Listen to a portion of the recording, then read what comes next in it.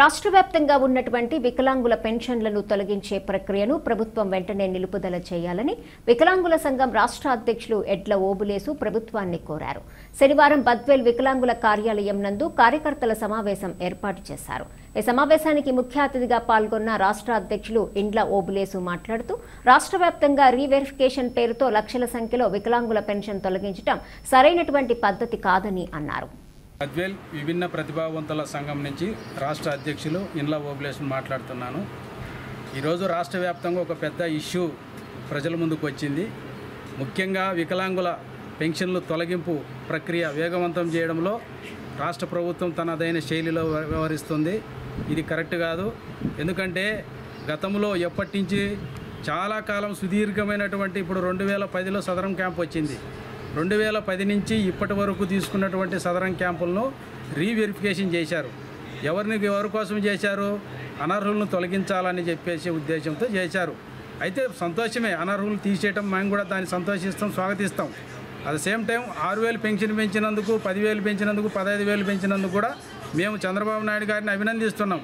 దీన్ని మళ్ళీ ఒకసారి ఆలోచించాలి, దీని మీద ఒక నిర్ణయం తీసుకోవాలని చెప్పేసి మేము ఈరోజు రాష్ట్ర వ్యాప్తంగా మా యొక్క వాయిస్ని వినిపిస్తున్నాం.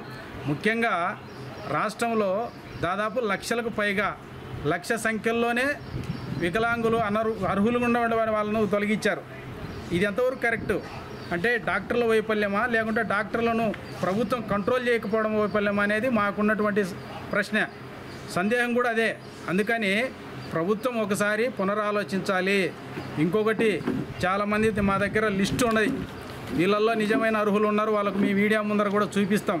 ఆ అర్హులను ఎందుకు తొలగించారు, వాళ్ళు ఎలా బ్రతుకుతారు, వాళ్ళకి జీవనోపాధి ఏంటి, తొలగించినందుకు మరి వాళ్ళకు ఏదైనా జీవనోపాధి ఏం చూపిస్తారు? ఇంకొకటి ప్లాన్గా ఏం జరుగుతుందంటే 80%, 85% ఉన్న వాళ్ళకు 10,000 రూపాయలు పెన్షన్ ఇస్తున్నారు. వాళ్ళను కాస్త 40కి, 50కి, 60కి తెస్తున్నారు.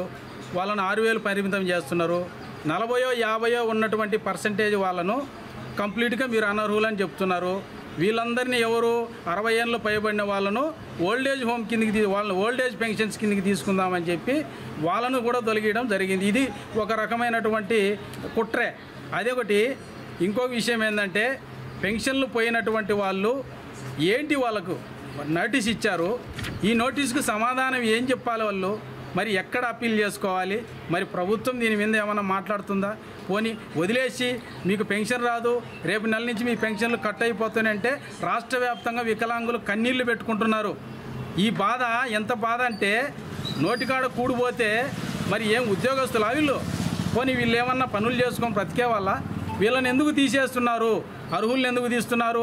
2010లో సదరం క్యాంపు పెట్టినప్పుడు వాళ్ళు డాక్టర్లే కదా, డాక్టర్లు ఇచ్చిన సర్టిఫికెట్ నువ్వు కాదని చెప్పి మళ్ళీ సర్టిఫికెట్ ఇచ్చారు. అనర్హులను తొలగిస్తున్నామన్నారు. జగన్ గవర్నమెంట్లో 2019 నుంచి జరిగినటువంటి ప్రక్రియ, జగన్ గవర్నమెంట్లో ఉన్న వాళ్ళ మీద మీరు ఎవరన్నా అనర్హులు ఉంటే ఆ సంవత్సరం నుంచి మళ్ళీ సంవత్సరం వరకైనా మీరు వెరిఫికేషన్ చేయాలా. ఆ పని చేయకుండా మరి మొత్తం అందరినీ 2010లో నేను తీసుకున్నది, నేను కూడా వికలాంగునే, 2010లో పెన్షన్ తీసుకుంటే రీవెరిఫికేషన్ పెట్టారు. రీవెరిఫికేషన్లో సర్టిఫికేట్ తీసుకుంటే ఇలా చాలామంది అర్హులుగా ఉండే వాళ్ళకు కూడా అనర్హత అటువైపు పడింది.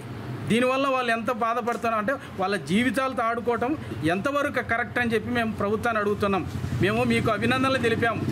చంద్రబాబు నాయుడు గారికి పాలాభిషేకం, పూలాభిషేకం చేశాం. ఎందుకు చేశాము? మాకు పెన్షన్ 6,000 రూపాయల నుంచి 10,000, 15,000 పెంచాడు అని మేము ఒక దేవునిలాగా భావించాం. కానీ మీరేం చేశారు? మా కడుపు కొట్టారు. ఇది మేము మాత్రం క్షమించము. రాష్ట్ర వ్యాప్తంగా ఆందోళన కార్యక్రమానికి తీసుకెళ్తాము. రాష్ట్ర వ్యాప్త ఉద్యమాలు ఇప్పటికే మేము యొక్క కార్యాచరణ సంసిద్ధం చేస్తున్నాం. ఉద్యమాన్ని వేగవంతం చేస్తాం.